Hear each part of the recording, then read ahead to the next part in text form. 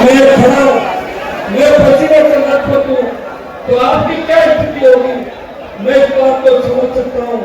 लेकिन आप चिंता नहीं करें, मैं 25 साल से मेरे छोटे भाइयों में लड़ रहा हूं, चाहे नकल का मामला हो, चाहे माफिया का हो, पेपर लीक हो, लीक का हो, एसआई का हो, आरपीएफ पुनर्गठन का हो, अगर सड़क से लेके लोकतंत्र उस मामले को सबसे ज्यादा बड़ा राजस्थान के भ्रष्टाचार की पोल किसने खोली तो नागौर के शासन ने छोटे भाइयों का सम्मान देश की सबसे बड़ी पंचायत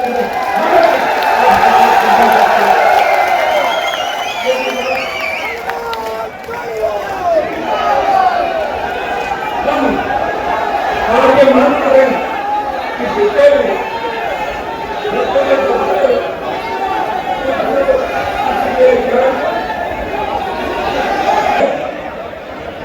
सरकार बजट में घोषणा करती है कि 1 लाख जवानों को रोजगार देंगे, 4 लाख को रोजगार देंगे, लेकिन वो रोजगार किस पे देंगे? नरेगा में देंगे या सरकारी पद भरेंगे? इसके बारे में वो तो नकल और उसके बाद रद्द करने को लेकर आंदोलन करते रहते। सरकार उसमें सीटी खाई, उसमें के दस्तर और छात्र के दस्तर जो एग्जाम दे रहा है, फिर तो पेपर लीक होते थे। अब महिलाओं ने नया रास्ता निकाला कि पेपर लीक का तो पता लग जाएगा, तो मैं तो होगा सीट कैसे बदले ये रास्ता हम लोग निकाला। भारतीय जनता पार्टी दोनों मिलकर राजस्थान को ये कह रहे कि अगर सबूत दो तो मैंने 2018 की कई कॉपियां सार्वजनिक करी, 2021 की कई कॉपियां सार्वजनिक करी। एक बार देश ने अपनी चूक मानी, क्या चूक मानने से आप माफ कर दोगे? हम चाहते हैं कि किन लोगों के कहने से नंबर बढ़े, कौन कौन ये लोग है, अलग से जांच होनी चाहिए। एसओजी कहती है कि 500 से ज्यादा फर्जी छाड़ा है, तो कमरा कौन सा एसओजी के अंदर सेटलमेंट का, जिसमें बैठ के 3 के साथ 1 फ्री या 2 के साथ 1 फ्री, 2 लो 3 लो, 1 की नौकरी लेगा, 2 के दोनों कर लो, 1 लो। क्या एसओजी की अब जाति पूछ के गिरफ्तारी कर रही है कि गिरफ्तारी नहीं, जाति होनी चाहिए। जिससे उत्तर प्रदेश के अंदर मुख्यमंत्री आदित्यनाथ योगी जाति पूछ के इनकाउंटर करते, क्या राजस्थान में भी यही स्थिति होगी?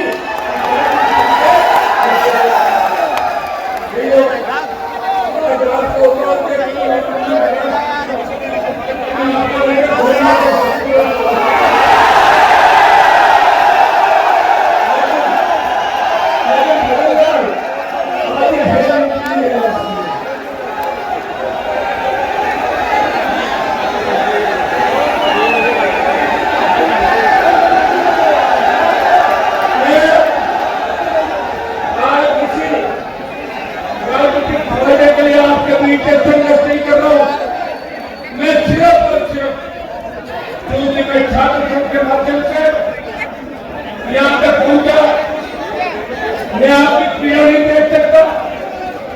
मेरे पास आके जब भी कोई बच्चा होता है, जब भी कोई बच्चा ये कहता है ये चाहे वो किससे बात है बताओ, तब मैं आपकी पीड़ा अपने गले को हार बना के शब्द बात कर लेता हूँ, अपराधों के खिलाफ लड़ता हूँ, माफिया के खिलाफ लड़ता हूँ, जहाँ हटन पड़ के छोटे भाइयों के सम्मान को फेंक नहीं लगे। इसके भाइयों मैं उस माँ की ओर से बोल रहा हूँ जो खेत बेच कर बेटे को बुला रही है।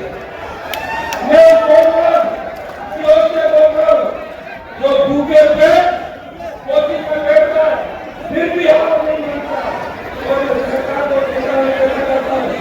अगर इन बातों को नहीं माना तो आप मेरी जेब करने कल आगे भाई गाँव करने होगा आज मन से विधानसभा को करेंगे याद रखो जब युवा को बोलता है तो सरकार हो जाती है, सरकार को करने लगाती है। कहना मेरे वाला कह रहा है कि नशे की तादाद के अंदर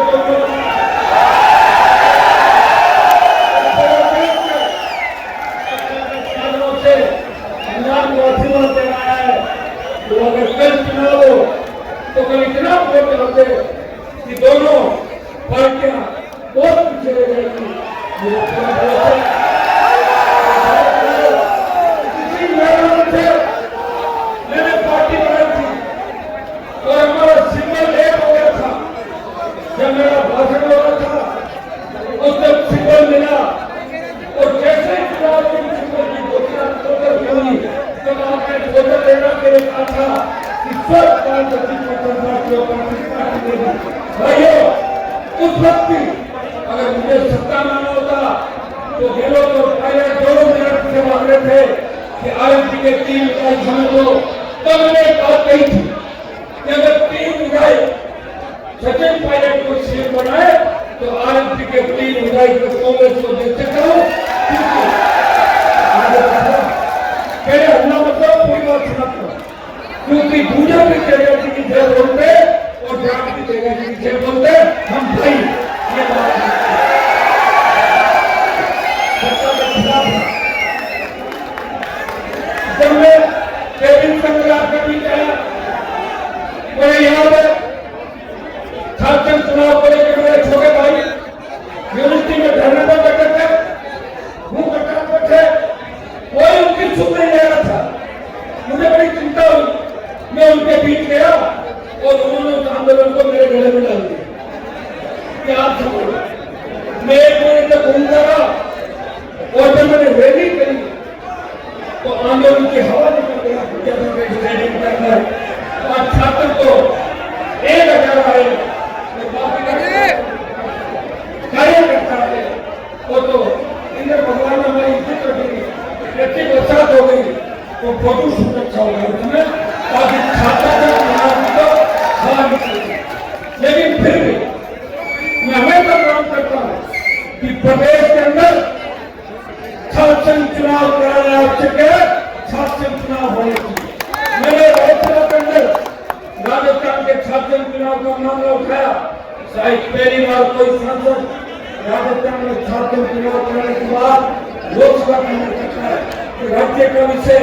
लेकिन मेरे छोटे भाइयों का मनोबल बढ़ाने के लिए मैं हमेशा उनके साथ खड़ा रहा और आज भी मैं मांग करता हूँ शासन चुनाव कराए और शासन चुनाव कराए। मेरे बेरोजगार भाइयों को तो बेरोजगार भत्ते की मांग है 15, 16, 17 सरकार ने कहा कि बेरोजगारी भत्ता देंगे, लेकिन बेरोजगारी भत्ता अभी तक नहीं आ रहा है। ये दुर्भाग्य है। मैं पुनः मांग करता हूँ कि प्रत्येक ग्रेजुएट को, प्रत्येक पोस्ट ग्रेजुएट को बेरोजगारी भत्ते के आदेश बदल सरकार को और मोदी सरकार को करने चाहिए।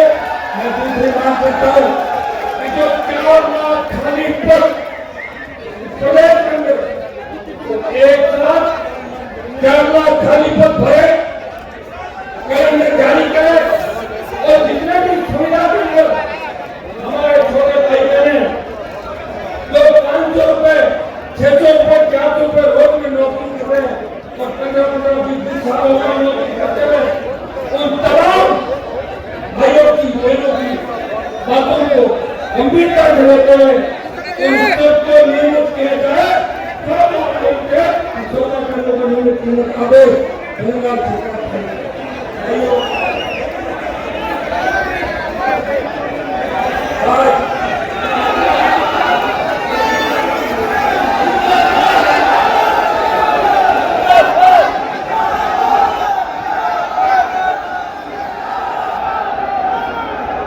भाइयों भाइयों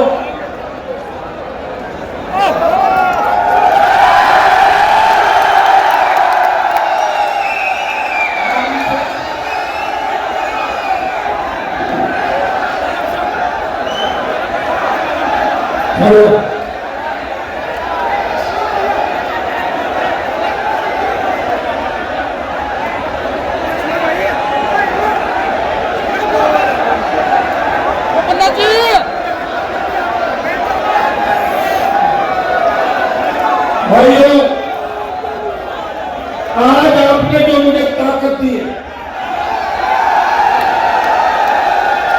मैं आपको विश्वास दिलाता हूं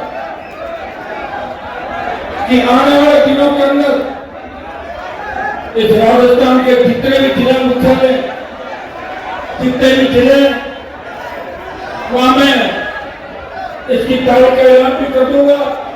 प्रत्येक जिले के अंदर, जिला मुख्यालय और आसपास के इलाकों के अंदर एक एक दिन आपके बीच बैठ के आपकी समस्याएं सुनूंगा। वो तारीख की घोषणा धन्यवाद। प्रत्येक जिले के नौजवानों को धन्यवाद देने मैं प्रत्येक जिले के अंदर आऊंगा और आप सब छोटे भाई को धन्यवाद दूंगा कि आपने मुझे आशीर्वाद दिया। इस आशीर्वाद के माध्यम से आपने भजनलाल का पलट पोषण बना दिया। भविष्य में हर 15 मिनट में पूछ रहे हैं कि कहीं कुछ तो नहीं होगा। मैं तो करने वाला हूं। मुझे लग रहा कि उन्होंने प्रोग्राम देने का इसलिए बना दिया पहले से। मैं आज तक हमने राजस्थान में जितने आंदोलन किए, बड़ी हुंकार रैलियां करी, लेकिन आज का ये आंदोलन 1857 की क्रांति से भी बढ़कर है। इस आंदोलन को देश याद रखेगा जब 45 डिग्री तापमान पर राजस्थान का किसान का बेटा लाखों नौजवानों के लिए लड़ा था। और ये लाखों नौजवान जो आए मुझे संबल देने के लिए, नई ऊर्जा देने के लिए, उन सब क्रांतिवीरों का नाम उस क्रांति के अंदर लिखा जाएगा। इस प्रत्येक नौजवान इस रैली की मैं विशेषता आपको बताता हूं। आज तक जो रैलियां मैंने करी और बीते में भाई सुन लो, बीते में आज तक जो भी राष्ट्रीय लोकतांत्रिक पार्टी की हुंकार से लेकर पार्टी गठन से लेकर आज तक जो रैलियां हुई, उन रैलियों में मैं खुद आपके बीच जाता था, आमंत्रण देता था और उसके बाद आप आते थे। ये पहली रैली है जिसमें हनुमान बेनीवाल ने ऐलान किया कि उठो मेरे छोटे भाइयों, बदल दो हिंदुस्तान की व्यवस्था। इस सरकार को उठा के फेंक दो। ये जो टेलर है पूरी पिक्चर आपको दिखाइए। इस बात आज मैं पूछ रहा था एक बस वाले से, मैंने कहा बस का किराया कितना लेते हो? बोले 40,000। दिया किसने? बोले इकट्ठे होकर सवारी नहीं दे दो 40। ये कितना बड़ा आंदोलन कि तेल दलवार से लेकर खाने पीने की व्यवस्था से लेकर बसों, गाड़ियां, खुद की पर्सनल गाड़ियां, जिस तरह वॉलंटियर खड़े। आज एक नई चीज देख रहा हूं कि मंच पे भागने की होड़ कम कर रहे हैं। और मैं आपको एक बात कहना चाहता हूं कि मेरे आला कमान आप, मेरे घर के अंदर किसी नेता की फोटो नहीं, किसी इंदिरा गांधी की मिलेगी, किसी ने सोनिया, राहुल, प्रियंका, और कांग्रेस का जीजा जी उसकी मिलेगी। और भारतीय जनता पार्टी में मोदी, अमित शाह से लेकर 150 फोटो मिलती है भारतीय जनता पार्टी के पार्टियों के। लेकिन हनुमान बेनीवाल के घर और ऑफिस के अंदर अगर फोटो मिलती है तो वीर तेजाजी महाराज की, महाराजा सूरजमल की, राम साहब पीर की, देवराम भगवान की, भगत सिंह की, गोपाल खान की, तमाम उन क्रांतिकारियों की जो आजादी के आंदोलन के अंदर तो 57 से 1947 तक चला, या मुगल काल से लेकर जो कालखंड हिस्ट्री के अंदर लिखे हैं, तमाम जो लड़े थे उनकी फोटो हनुमान बेनीवाल के ऑफिस और घर पे निश्चित रूप मेरा कोई आला कमान नहीं, मेरे आला कमान मेरे छोटे भाई और एक किसान है राजस्थान के जो हमेशा मुझे अच्छा लगता है।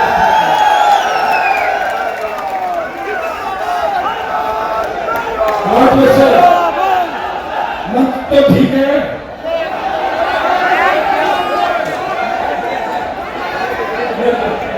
अब जो ज्यादा देर तक इस आंदोलन में 1 महीने से काम कर रहे थे, मैं देख रहा हूँ एक एक क्या देखो, जो नीचे बैठ कर ये करें वैसा हम नीचे ठीक है, आप निश्चित है जो जिसने सबसे ज्यादा काम किया।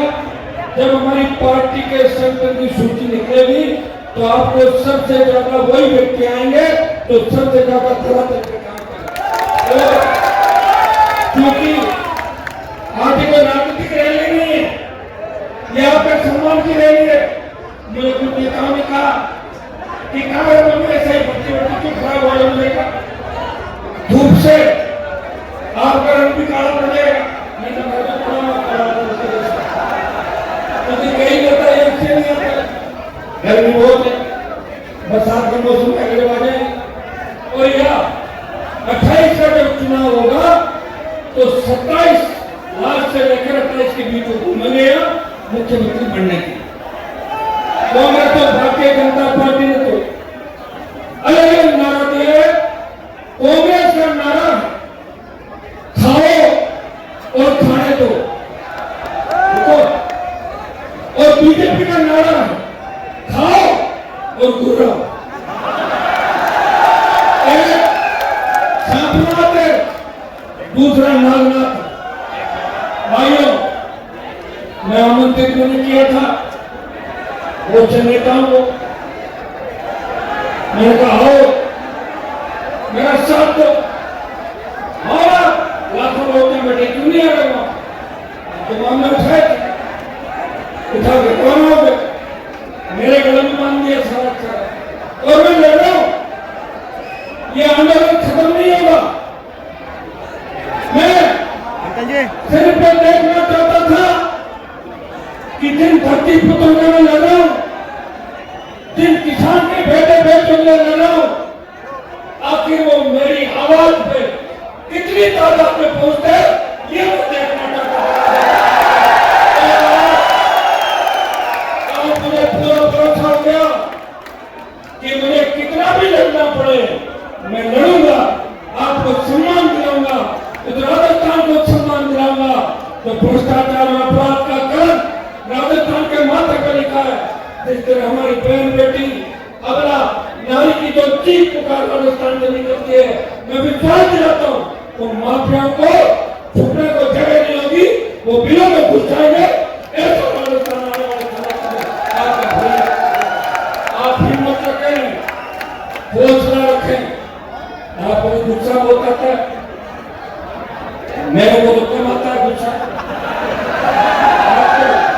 आपसे मुझे कंट्रोल करने बहुत ज्यादा, क्योंकि आपके मेरी उम्र बनते हैं। मैं जब कॉलेज में पढ़ता था तब कहता था चलो यूनिवर्सिटी में आया, थोड़ी देर चलो, फिर एमएलए बना, मुझे आपकी चिंता रहती है लाखों लोगों, अभी करने को तो मैं तुम्हें पूछ रहा हूं और सारे जयपुर को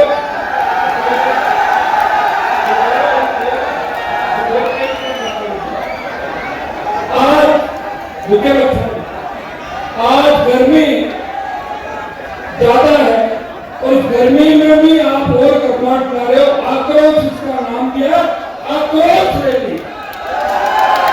और आक्रोश का परिणाम ये निकला कि भजनलाल जी तो दिल्ली गए तो गए, सारे मंत्री राजधानी छोड़ के भाग गए। हनुमान जी का कोई भरोसा नहीं, कहते इधर नहीं इधर ही चलो, तो राजधानी नेताओं से खाली हो और नहीं या सरकार बात करना चाहती है। कई मेरे साथी सोशल मीडिया पर लिखते हैं, जो मेरे यूनिट से कई लोग भागे थे, रण छोड़ के भागे दूसरे जगहों पर चले गए, वो लिखते हैं कि हनुमान जी को राजस्थान के नौजवानों को बरगलाते हैं। आप ये बताओ, मैंने किसी नौजवान से जमीन पर कब्जा करवाया क्या राजस्थान के? मैंने किसी नौजवान को शराब का काम करने का क्या किया राजस्थान में? मैंने किसी नौजवान को माफिया, गुंडागर्दी, बदमाशी या मारपीट या दादागिरी की बात कही क्या कभी? अगर बड़े भाई के नाते कमरे में तुम्हें डांट दिया, देखो कमरे में डांट दिया, इसका मतलब कम प्यार करता हूँ, और सबके सामने डांट दिया मैं ज्यादा पसंद करता हूँ। थोड़ी आदत भी डाल लो कि अभी तक हमने डांटा नहीं, मतलब वो नजर में नहीं। और आज मैं आराम से अच्छे मूड में रहूंगा, आप निश्चित हैं, और आप देखोगे हनुमान जी आज आपको धन्यवाद दे रहे हैं कि मैं तो तकलीफ में पा रहा हूँ, एक मिनट कोई तकलीफ 25 साल हो गए, मैं एमपी भी बन गया, 6 बार जीत गया, 1 बार छोटा भाई जीत गया, पिताजी लगे, मुझे तो बहुत कुछ दिया मेरा परिवार, और तमाम बड़े लोग जो प्रजा थे उनको घर उठा के नई लीडरशिप राजस्थान में तैयार की, नए नेता तैयार किए, नए मंच की। ये कितने लोग मंच पर बैठे हैं, कांग्रेस बीजेपी की रैली करना, हमारे इन लोगों का नंबर कभी नहीं आता। जब मैं बीजेपी में था, अटल बिहारी वाजपेयी की रैली थी, तो मैंने कहा मेरा माला भी नाम डाल दो, बोले आपका नाम नहीं डालेंगे, आप बीजेपी में विपक्ष पर नहीं, तो अध्यक्ष ही नहीं थे। आप समझ रहे हो? 98-99 की बात है भाई, अटल जी की रैली भी इससे कमी होती थी, 20,000 लाते थे और 3 लाख लिखते थे घर में, 5 लाख, 3 लाख, 2 लाख, 1 लाख रैली के अंदर अगर कोई व्यक्ति कहे कि मुझे तो भाषण देना है और मेरे मन में आके और मुझे स्वागत करना है, उन सब बच्चों को मौका देता हूँ हमेशा, रोज, और कोई ले जाता है तो मेरी बात नहीं देता हूँ, प्रयास करता हूँ कि प्रत्येक नौजवान आगे बढ़े, मजबूती मिले, हर समाज आगे बढ़े, सब समाज आगे बढ़े। कई लोगों को मुझे देख के उनके पेट में दर्द होता है, वो ये सोचते हैं कि हमारे समाजों में ऐसा नेता नहीं, तो तैयार कर लो, मना क्या करना है,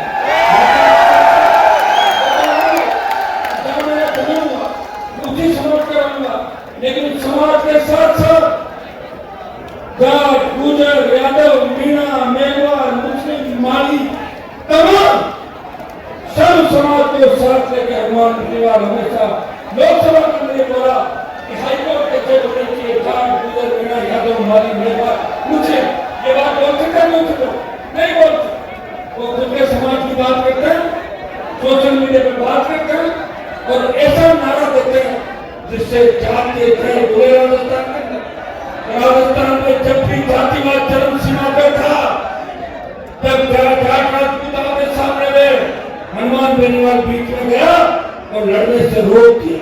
जब गुजर के सामने में मथुरा के समय हनुमान बेनीवाल गुजर समाज भारत संविधान में लड़ रहा था और मीणा गुजरों के बीच भी खड़ा था कि दोनों समाजों के अंदर भाईचारा बना रहे। जब मेघवाल ब्राह्मण रहता है, बीच में खड़ा रहता हूँ, हम सब अपना काम करें, मजबूत हो, और आर्थिक आधार पर जब ब्राह्मण बने आपको तो कास्ट को आरक्षण की बात चली, इनके दिल तो बड़े नहीं है जो मुझे गालियां दे रहे हैं, लेकिन मेरा दिल कितना बड़ा आप देखो। 2016 की हुंकार रैली में लिखा कि आर्थिक आधार पे इन जातियों को भी आरक्षण देना चाहिए जिनके अंदर गरीब बच्चे हनुमान बेनीवाल की पूजा करें। आगे भाइयों, पिछले 10-15 दिन से जो हालात देश प्रदेश के अंदर बने, आपको आह्वान करूंगा, आप हमेशा वही कदम उठाओगे जो मैं कहूंगा, उठाओगे नहीं उठाओगे, या मेरे से हटके अलग जाना चाहोगे? देखो, क्योंकि मैं जो लड़ रहा हूं वो लड़ाई आपके नाम की थी। मेरे पे लोग परिवारवाद के आरोप लगाते हैं। ये छोटा भाई बेटा मेरा दक्षिण उत्तर जनता ने कहा कि चुनाव इसको लड़ाओ तो हम जीता देंगे, नहीं तो नहीं जिताएंगे, नहीं तो इसको बोल रही कांग्रेस वाला लड़ा दी। फिर अब की बात कहा कि आप घर से लड़ाओ, ये भी साथ था, लड़ाओ घर से। नया प्रयोग होगा राजस्थान में, पार्टी महिला को नहीं करती। और कोई भी लड़का, मैंने इस्तीफा दिया एमएलए का, मैं चाहता तो विधायक रह जाता, था। लेकिन भाइयों, एक दिन तो मुझे लड़ना ही था, मुझे इस जीवन में इस अग्नि परीक्षा से गुजरना था कि कभी ऐसा वक्त आ जाए कि अनुमान के साथ सारे सामने हो जाए, तब क्या होगा। तो उस अग्नि परीक्षा से गुजरा, उसमें सरकार के सामने हार गए में चुनाव।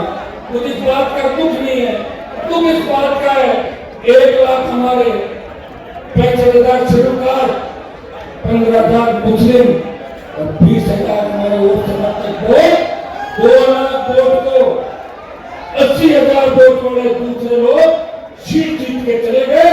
ये उंगली मेरे पर नहीं उठ रही है, किसान कौम पर नहीं उठ रही है। अगर मैं के उत्तर में जीत जाता तो गजेंद्र सिंह की मूंछ को पानी पड़ती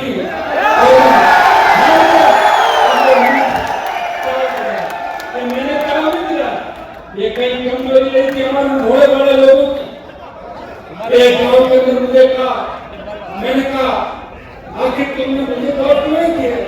मैंने तुम्हारे पास कुछ भी नहीं था, साइकिल नहीं थी, 2 किलोमीटर घूमना पूरा पड़ा, और ऐसा बड़ी गलती हो गई तो आपके सामने खड़ा हुआ, आपके टोले से निकला हुआ आदमी था,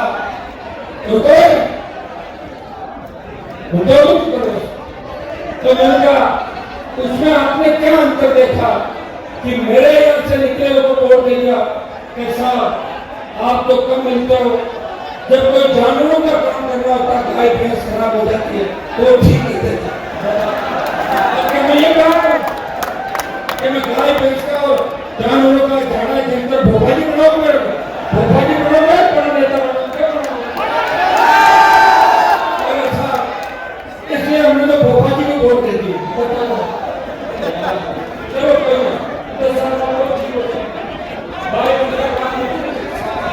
वोट मिले नहीं मिले, और कैसे भाई, मैंने तो मेरी तरफ से पूरा प्रयास किया कि राजस्थान में भरतपुर से लेके बातें, ये भरतपुर से बैठेगा। जब पानीपत की मूवी आई, सुनिए, पानीपत की मूवी के अंदर जब मूवी में महाराजा सूरजमल के कैरेक्टर के साथ छेड़खानी की गई तो मैं लोकसभा में पोस्टर ले गया और चढ़ा के फेंक दिया लोकसभा के अंदर। ये लो पानीपत का पोस्टर, और गृहमंत्री ने मुझे बुला के कहा, फैमान जी इस मूवी को बैन कर दे। मैंने कहा मैं पूछता हूँ, मैंने महाराज को पूछा, महाराज ने कहा मूवी बैन मत कराओ, जो आपत्तिजनक तथ्य उनको हटा दो, 10 मिनट के अंदर पानीपत की मूवी को ठीक करेंगे।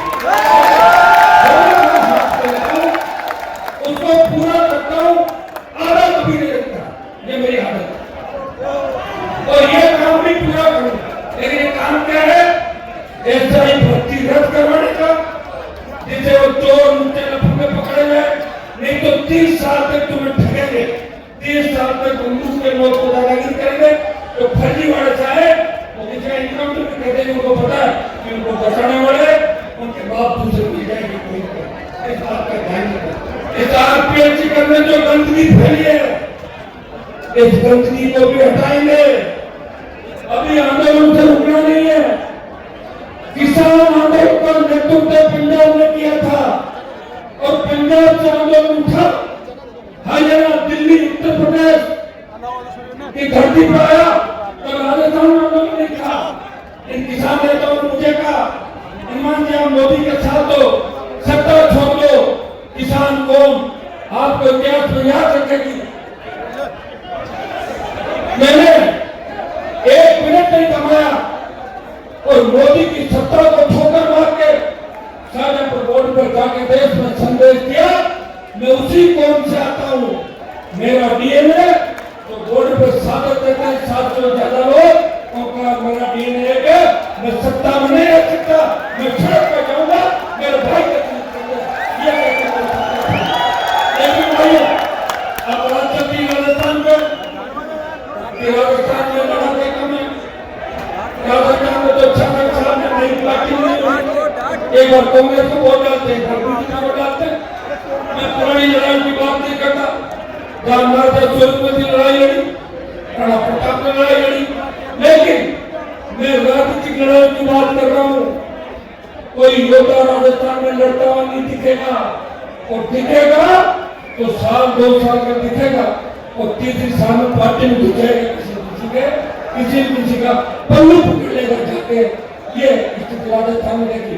लेकिन मैंने देश की लोकसभा में कहा कि किसान आंदोलन का नेतृत्व पंजाब में किसानों ने किया और अग्निवीर के आंदोलन के खिलाफ इस राजस्थान का नौजवान इस देश के नौजवानों का आंदोलन का नेतृत्व करेगा और अग्निवीर को समाप्त कराएगा। यह आह्वान मैंने किया और दिन दूर नहीं जब हम दिल्ली कूच करेंगे, घेर लेंगे दिल्ली को और अग्निवीर को समाप्त करेंगे। मेरे छोटे भाई भाइयों, मैं एक बात पूछना चाहता हूं आपसे कि हर बार मैंने आपसे ही बात पूछ के काम किया, आपने जो कहा वही किया। इसका मतलब यह नहीं है कि मुझे किससे डर लगता है। मुझे एक दिक्कत है, मुझे डर ही क्यों नहीं लगता,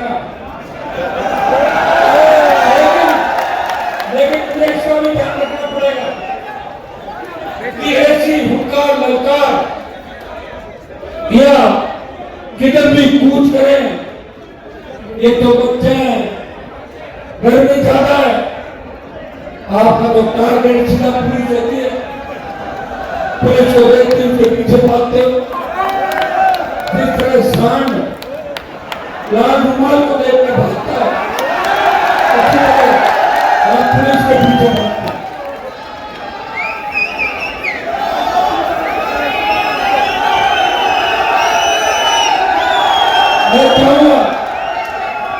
मैं चाहूंगा कि मैं इस गर्मी के अंदर आपको ज्यादा परेशान नहीं करूं।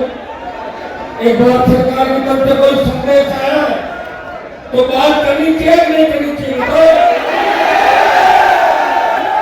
तो कभी भी करने का कौन मना करेगा। तो एक बार होगा, आपको झगड़ा नहीं गर्मी ज्यादा है और हमारी छोटी बहनें बेटियां महिलाएं भी बड़ी तादाद में रही। देखो अपना सत्ता में जब आएंगे जब हमारी रैली में 30 से 40% महिलाएं छात्राएं मिलेगी, उसे अपना हाथ लाइए और आक्रोश करिए। महिलाओं का ये भी झांसी की रानी बन गई है, सारी ये छोटे भाई भगत सिंह है, ये झांसी की रानी बन गई लड़ेगी जनता से। तो सरकार का संदेश है, सरकार ये कह रही है कि वे एक बार हमसे बात करो। भजनलाल जी कह रहे हैं कि आपका झगड़ा मेरे से हो सकता है, लेकिन आपका मुद्दा तो ऐसा है और एक दोनों मामले हैं। तो सरकार से मैं बात करूँ नहीं करूँ, बात क्या करूँ, मुझे बुलाऊंगा तो 2-3 लोग सरकार से बड़े लोग हैं तो अपने क्या दिक्कत है कि कई बार अपने लोग अपने सामने खड़े नहीं हैं, उनका ध्यान अपने को रखना पड़ता। अपनी छोटी सी गलती की वजह से अपने आदमी का नुकसान नहीं है, इस बात का मैंने ज्यादा ध्यान रखा था 23 में, इसलिए मेरे दुश्मन ज्यादा हो गए। अगर मैं किसी को 18 मार लेता, किसी को 23 में मार लेता तो बयान वीर आप मेरे खिलाफ बयान नहीं देते। मैं कहना नहीं चाहता भाइयों, कांग्रेस ने भी मेरी पीठ पर छुरा घोटा एलान कर रही थी, करते करते बाड़मेर वाले को बरगला में ले गए और नागौर का पहले छटाई में डाल दिया था। वो तो उनकी मजबूरी थी, जो कैंडिडेट बीजेपी से रही थी उससे व्यक्तिगत दुश्मन थी कांग्रेस। मेरा कांग्रेस भी नहीं, मुझे लड़ना पड़ता शायद, और मैं लड़ता तो मुझे हरा देते। हाँ 4 लाख वोट आ जाते, 50,000 से आ जाते, मैं लड़ा था पहले। लेकिन अब मुझे पूरा भरोसा कि देवघर में हराने के बाद अब कहीं कहीं आप ये सोच रहे हो कि हमारा तो कोई बचा ही नहीं राजस्थान, सारे कांग्रेस बीजेपी चले गए, सारे सत्ता के पीछे भागे, एक ही तो लड़ा हमारे 24 घंटे, जो हमारे स्वास्थ्य का ध्यान रखता है, जो हमारी चिंता करता है, जो किसी कोई अगर रोता हुआ आता है उसके आंसू पहुंचता है, वो हंसता हुआ उसके से जाता है, एक ही लगती है, इसलिए हमें ताकत देनी है। और आज मुझे इस रैली का तो आक्रोश रैली जो मेरा आक्रोश इस राजस्थान के नौजवानों के था कि राजस्थान का नौजवान कब सत्ता पे कब्जा करेगा, कब बदलाव आएगा, जब मैं भाषण बोल देता हूँ। आज मुझे पूरा भरोसा आपने दिला दिया कि मेरी एक आवाज और अगर मैं साधन लगा दूं तो 20 लाख आ जाएगा। मेरी एक आवाज पे बिना साधन अब मुझे भरोसा हो गया कि मैं जेल भी चला गया तो आप मुझे छुड़ा लो। मेरा भरोसा उठ गया था कि कहीं मैं चला गया तो तुम मुझे भूल नहीं जाओगे। जेल जाने की नौबत नहीं आएगी क्योंकि जेल तो वही लोग जाएंगे जिनको अपन भेजना चाहते। तो भाइयों, सरकार का संदेश है 2 मिनट आप शांति से रहो, मैं बात करके 5 मिनट बाद में वापस खड़ा होऊंगा, आपसे पूछूंगा। गर्मी बहुत है, मुझे पता है सुबह से भूखे प्यासे किस तरह रात से आके बैठ के कई लोग तो रास्ते के अंदर जाम लग गए, आपने सारे रिकॉर्ड तोड़ दिए। कुछ कमियां मेरी तरफ से रही, मेरी पार्टी की तरफ से रही कि 2, 3, 4 लगाने की बात थी। सारे लोग प्रधानमंत्री के वहां चले गए। सरकार ने कहा कि इनको तो टेंट ही मत लगने दो, होर्डिंग मत लगने दो, लेकिन फिर भी मैं धन्यवाद दूंगा उस व्यक्ति को जिसने एक दौर खड़ा किया। रात को आंधी आई, आपके लिए इंद्र भगवान ने कहा टेम्परेचर कुछ कम करो तो ये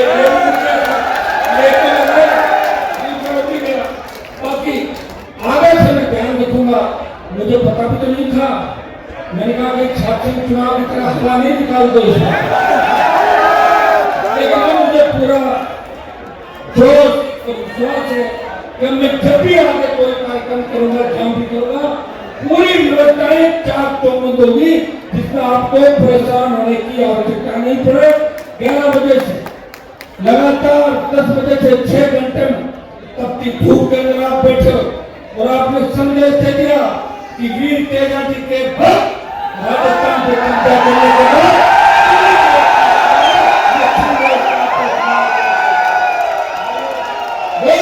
आपको धन्यवाद, बारंबार धन्यवाद। राष्ट्रीय लोकतांत्रिक पार्टी के